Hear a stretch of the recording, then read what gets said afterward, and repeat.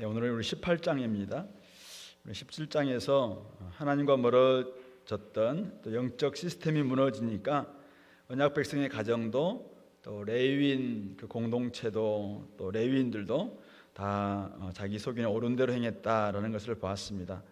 오늘 이스라엘의 12지파 가운데 단 지파의 모습을 보면서 결국 지파들도 지파 공동체도 별 다르지 않았다. 영적인 타락, 종교적 타락 정말 찾아올 수밖에 없었다라는 것을 보게 됩니다. 1절부터 10절은 잘못된 하나님의 인도를 이제 그들이 구하고 있는, 받고 있는 모습을 보게 되는데요.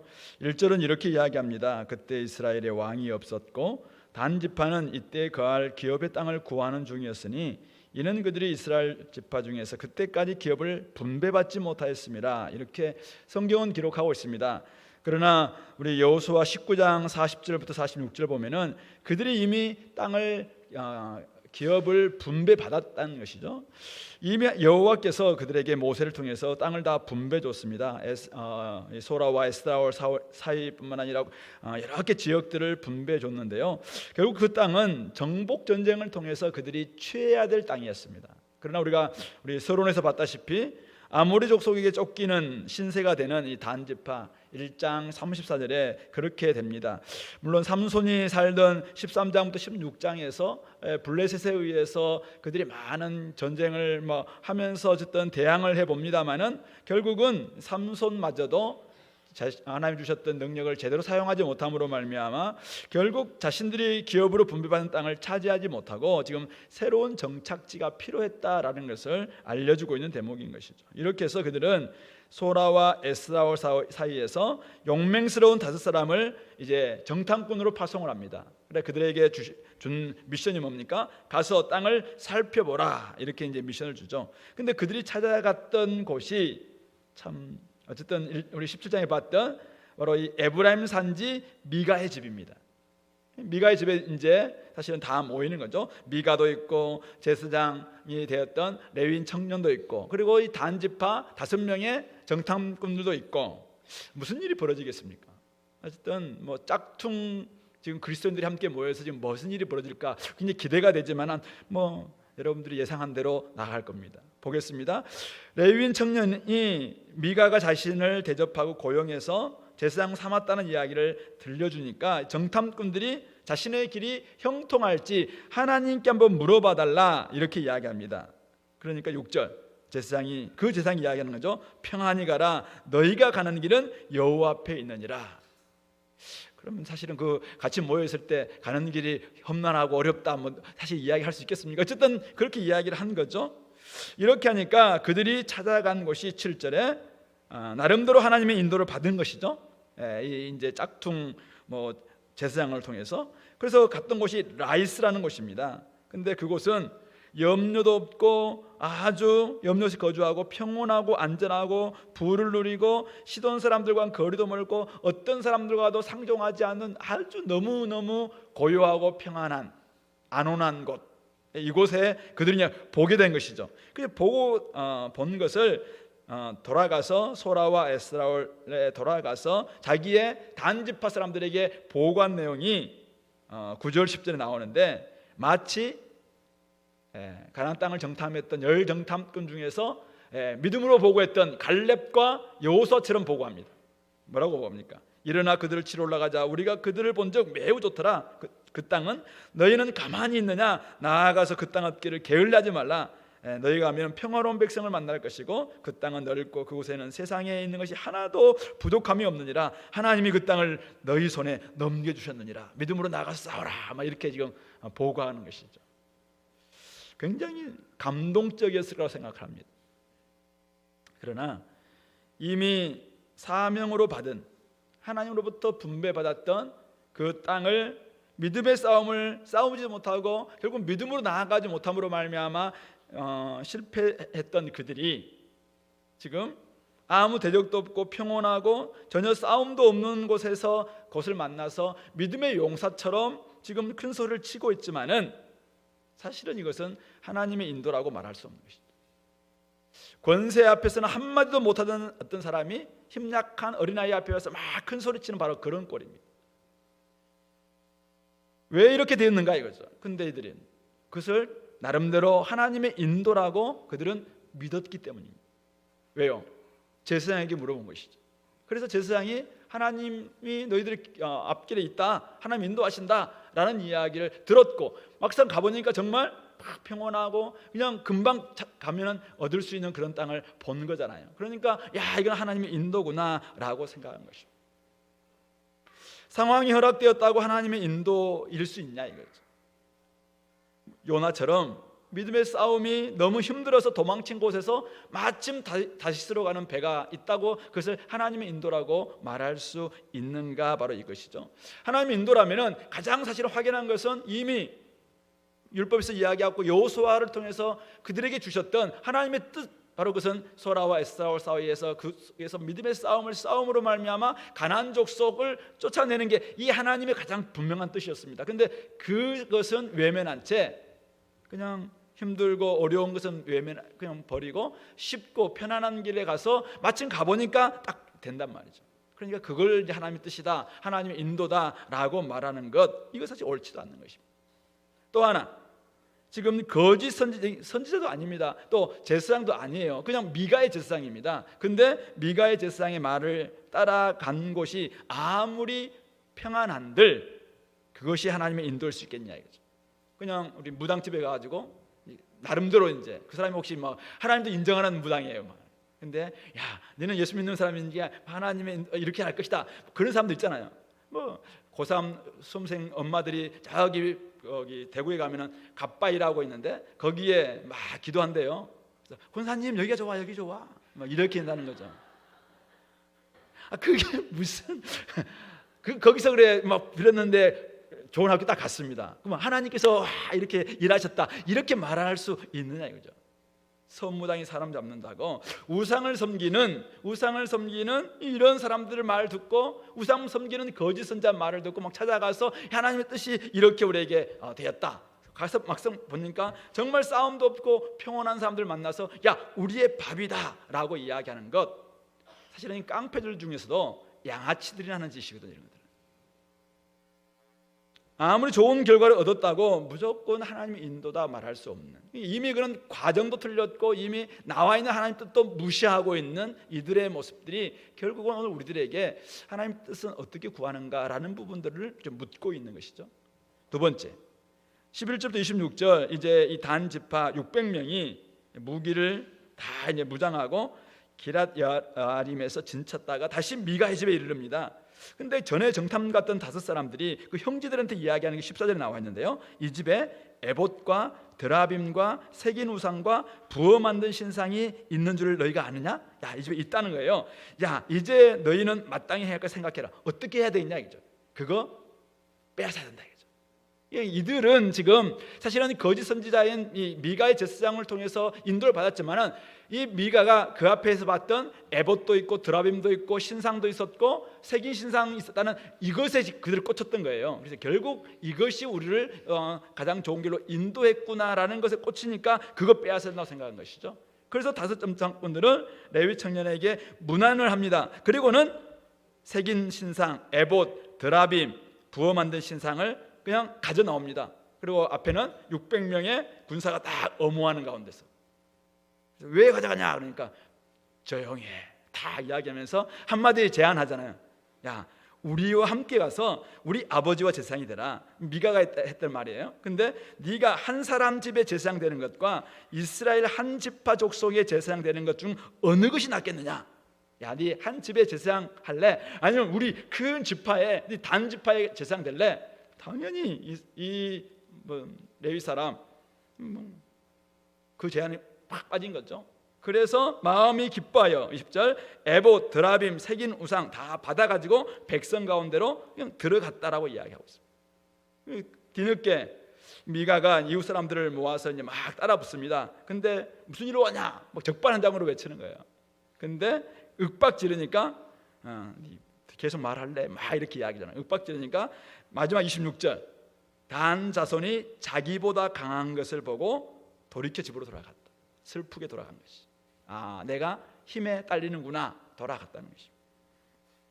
단 지파는 지금 하나님을 믿는 사람들이 아니라 이미 힘의 논리를 믿는 사람들이고 이미 새긴 우상 거기에 꽂혀 있는 사람들. 이 신상과 우상과 에봇과 드라빔 거기에 꽂혀 있는 사람들입니다. 자신을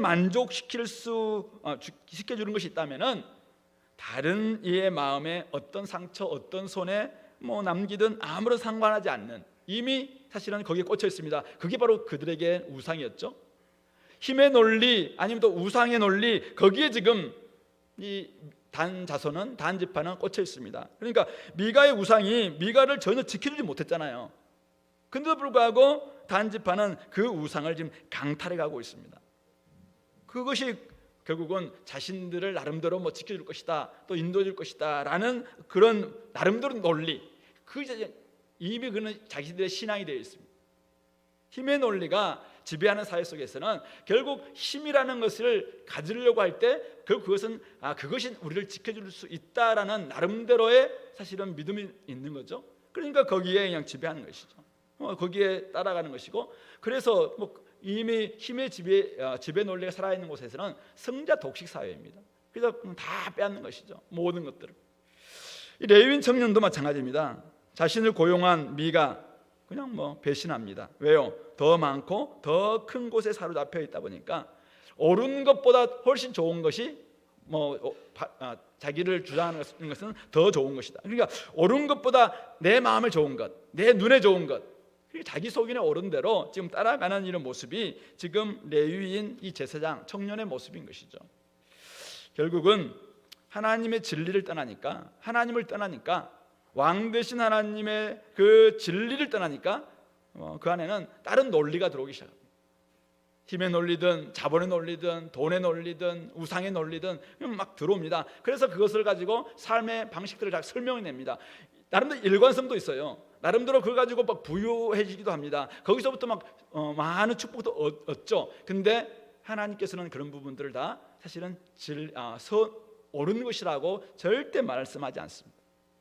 어떤 일이든지 힘으로 강탈해 놓고 하나님의 축복이다, 하나님의 정의다 합리화해서는 안 된다는 말씀입니다.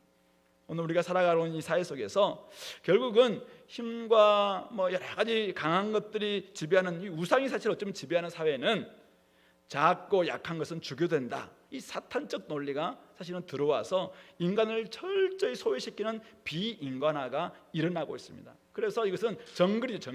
정글이고 사실은 자본주의가 지나치게 잘못됨으로 말미암아 결국은 적자 생존의 그냥 원리가 그대로 지배할 때 그 안에서는 철저히 인간은 소외될 수밖에 없는 이런 모습이 될 수밖에 없는 것이 다 이런 원리 때문이다라는 것을 볼 수 있습니다. 근데 문제는 신앙사회인 단지파, 이미 하나님을 믿는 신앙사회도 하나님의 진리가 떠나니까 이런 논리가 그대로 들어올 수밖에 없더라는 것입니다.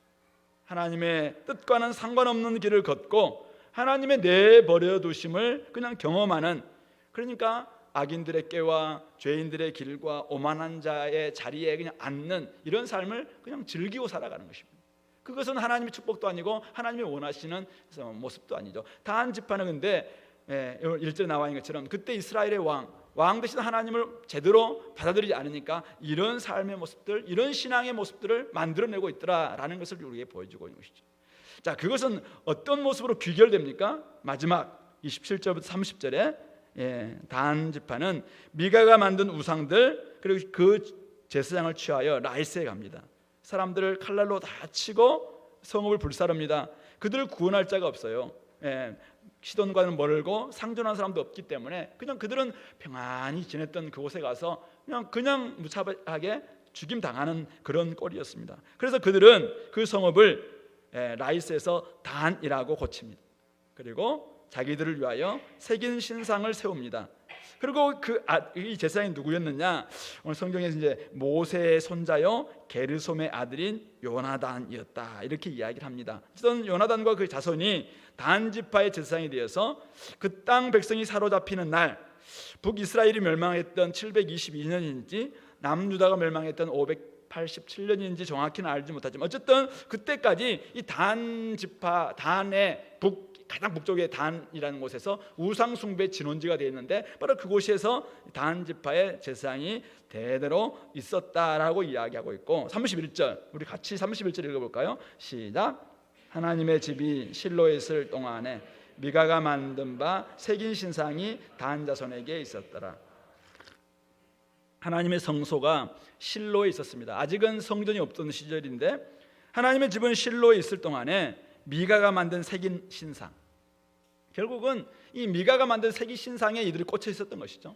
그러니까 그 새긴 신상을 단 자손 가운데 딱 두고 그것으로 말미암아 단 지파는 우상 숭배를 계속 하게 되었고, 여러분들이 우리 열왕기 상이나 이렇게 보면은 북쪽에서 계속해서 이런 일들이 이제 벌어지는 것들이 바로 이때로부터 시작됐다. 이미 우상 숭배의 진원지, 이상 숭배의 중심지가 될 수밖에 없었다라고 이야기하고 있는 것이죠. 단 지파는 하나님이 주신 기업을 포기하고 편안한 곳을 찾아가 그곳을 정복해서 자기들의 이름을 딴 단이라는 이름을 성읍에 붙였습니다. 사실은 사사기판 바벨이고 사사기판 에녹성입니다. 그곳은 우상숭배 진원지가 되었고 거기에는 모세 후손인 제사장 이 요나단, 그 사람도 결국은 우상숭배를 이끄는 지금 주체가 되고 있음을 보여주고 있습니다. 하나님의 집이 있는 실로와는 다른 새로운 예배 중심지 그들은 만들려고 했겠지만은 결국 우상숭배의 진원지, 중심지에 불과했다라는 것을 보여주고 있습니다. 뭘 이야기하고 있습니까? 왕이신 하나님의 뜻에 순종하지 않는다면은 하나님 섬기기보다는 그냥 자기 논리, 우상의 논리, 돈의 논리, 정욕의 논리, 욕심의 논리에 굴복할 수밖에 없다는 것입니다. 하나님께서 우리에게 맡겨주신 사명인 정복전쟁보다는 그냥 쉽고 편안하고 안온한 사람들 그냥 자기의 힘으로 눌러서 이기는 이 비겁한 전쟁, 이거는 정당한 전쟁도 아니고 사실은 비겁한 전쟁이죠. 이것을 통해서 그들이 멋진 나름대로의 도시를 세우겠지만은 그것은 그냥 자기들의 이름을 붙였습니다. 그렇지만은 그것은 우상숭배의 진원지, 중심지에 불과했다라는 사실을 우리들에게 보여주고 있습니다. 하나님께서 계시지 않으면은 왕으로 하나님께서 작동하지 않는 그런 사회는 그냥 아무것도 없는 그냥 중간 상태가 아니라 거기는 반드시 우상이 들어올 수밖에 없습니다. 거기에는 우상이 중심에 들어와서 그 자리를 꿰찰 수밖에 없습니다. 그래서 이 사회에서 가장 우상으로서 영향을 끼치는 것이 무엇인가, 그걸 취합니다. 그게 바로 돈이라면 돈을 딱 중심에 두는 거고, 당시에는 색인 우상이었어요. 그러니까 색인 우상을 자기의 중심에 딱 두는 겁니다. 오늘날 우리 사회는 자본주의잖아요. 돈 자자입니다. 자가 본이다 라고 생각하니까 이제는 돈을 가운데 딱 두는 것이죠. 그러면서 거기서 이것이 우리를 부유하게 만들어준다면 뭐 다른 상관없습니다. 우리를 부유하게 만들어주고 우리를 행복하게 만들어준다면 자가 되든 뭐가 되든 상관없다라고 생각하는 그런 주의가 그런 신앙이 만들어지는 것이죠. 그것이 바로 성경에서는, 신약에서는 탐심이고 바로 우상숭배다라고 말씀하고 있는 것이죠. 거기에는 종교이든 비종교인이든 평신도든 성직자든 개인이든 가정이든 지파이든 불문입니다. 불문. 다 거기는 해당될 수밖에 없다는 것이죠. 오늘 한번 보십시오. 여기 하나님의 뜻으로 살지 않는 사람들이 함께 모여있는 미가의 집이 있습니다. 이 집에 지금 미가도 있고 미가의 가정, 그리고 이 레위인 제사장이 있고, 그리고 지금 단 지파 사람들이 함께 모여 있습니다. 거기에서 어떻게 이야기합니까? 그 안에는 제사장이 있습니다. 제사장이 입는 에봇도 있습니다. 여호와를 찾는 기도도 있습니다. 야, 여호와께 한번 기도해봐라. 예배 행위가 다 있어요. 근데 그 안에서 행하고 있는 것이 무엇입니까? 레위인도 있고 에브라임 지파도 있고 단 지파도 있고 또 예배도 있고 하나님을 향해서 우리가 뭔가를 하려고 하는 시도도 있고, 그리고 그들이 가서 나중에 예배 초소로 만들어 놓은 단도 있어요. 근데 결국 그 안에서는 잘못된 하나님의 인도 나오죠. 힘의 논리로 강탈하는 신앙 나오죠. 더 크고 넓은 조건으로 따라가서 거룩한 예배라고 드리는 것이 우상 숭배를 드리는 그런 모습으로 나오는, 함께 모여서 그 안에서 거룩한 예배 행위를 한다고 해서 온전한 예배가 되는 것은 결코 아니라는 것이죠. 제대로 하나님을 왕으로 모시지 않고 여호와 하나님을 제대로 섬기지 않는 신앙의 모습이 이렇게 타락할 수 있고 이렇게 변질될 수 있고 영적으로 철저히 이렇게 많은 사람들, 모든 사람들에게 영향을 끼칠 수 있다라는 것을 우리 사사기는 우리에게 보여주고 있는 것입니다. 그러므로 하나님을 높이지 않는, 하나님만을 높이지 않는 그 예배가, 하나님을 왕으로 모시지 않는 우리의 삶의 중심이 결국은 여러 가지 문제를 야기할 수밖에 없다.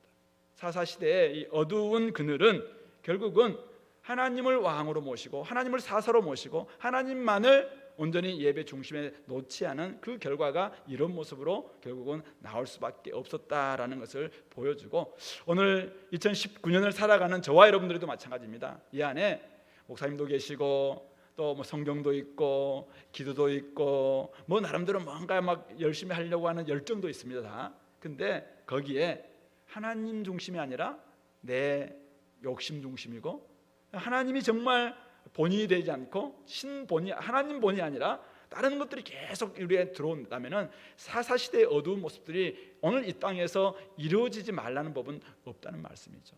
그렇게 되면 교회도 타락하게 되는 것이고, 영적인 타락은 당연한 것이고, 성도들은 거룩할 성자의 성이 아니라 온갖 다른 성취할 성자 이런 것으로 말미암아 정말 변질되는 성도들이 될 수밖에 없다라는 것을 우리 굉장히 아프게 좀 받아들이면서 오늘 우리의 기도, 오늘 기도가 어떤 기도가 되어야 될 것인가. 기도할 때 하나님 아버지, 내 중심에 정말 하나님을 정말 중심에 놓게 도와주십시오. 내가 혹시 하나님 아닌 다른 어떤 행위가 내한테 들어와 있다면 그거 버리게 도와주시고, 우리 자녀들을 위해서 또 우리 교회를 위해서, 앞나라를 위해서 내가 그렇게 기도하고 있는 많은 기도 제목들이 어떤 기도 제목들인지 다시 한번 점검할 수 있도록 힘주십시오. 이렇게 기도하면서 나아갈 수 있기를 바랍니다. 기도하겠습니다.